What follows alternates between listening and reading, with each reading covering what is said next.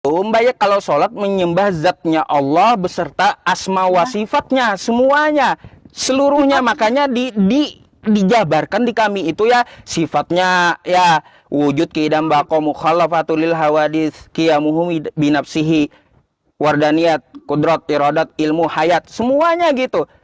Kita menyembah zatnya, zat yang maha suci lagi maha tinggi, tidak setara dengan apapun. Jadi jangan pikirkan bahwa Tuhan semesta alam itu sama dengan manusia.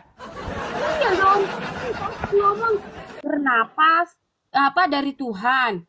Oh, ini Ya iya, dari Tuhan. iya. Kan Saya langit bernapas dari Tuhan, yang memegang ruh saya dia gitu. iya betul. Bisa saja saya saat ini dia matikan, bisa. Iya betul, betul. Tapi yang saya pertanyakan, yang kita sembah itu seperti apa sih gitu loh?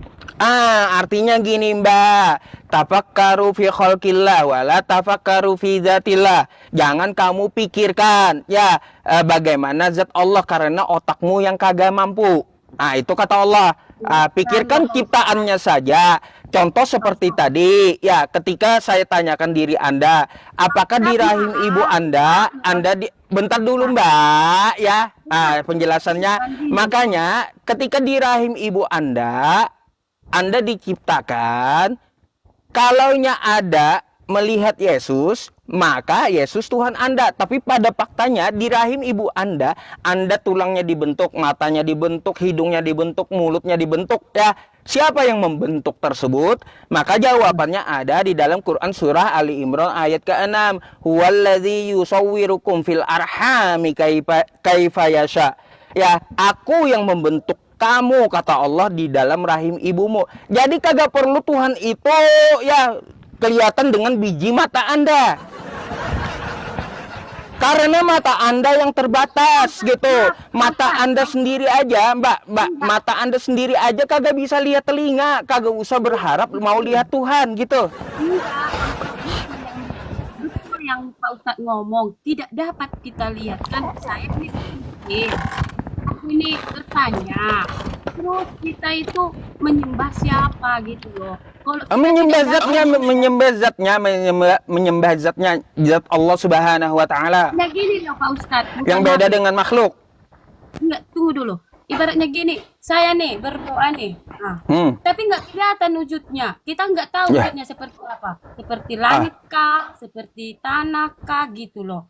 Jadi Makanya belajar cara memahaminya. Nih buku panduannya. Tuhan itu kayak gimana? Al-Quran itu kan panduannya. buku.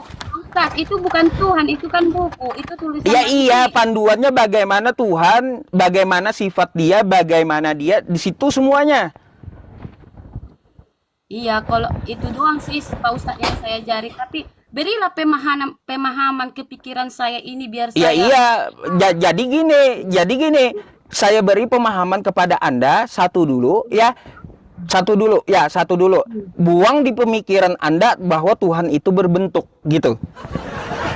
Udah saya buang. Suratnya udah saya buang Ya, nih. Jadi dia nggak perlu bentuk. nggak perlu bentuk.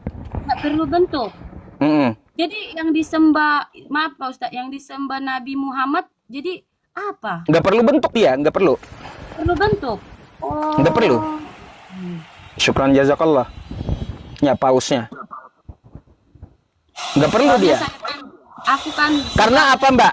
Karena apa? Kalaunya sudah berbentuk itu namanya makhluk. Gitu, bukan Tuhan. Bukan Tuhan, iya. Jadi tidak berbentuk segi apapun dia. Enggak berbentuk, enggak berarah, enggak bertempat. Karena dia apa? Dia walam yakul lahu kufuwan ahad. Tidak ada setara dengan dirinya, laisa kamitslihi syai', dia berbeda dengan segala sesuatu. Tapi Pak Ustadz, kan manusia itu manusia yang sempurna yang diciptakan Tuhan. Jadi kalau begitu kan wujudnya seperti kita dong. Nah, kalau Tuhan aja sudah menciptakan manusia sempurna dari makhluk lainnya, ya.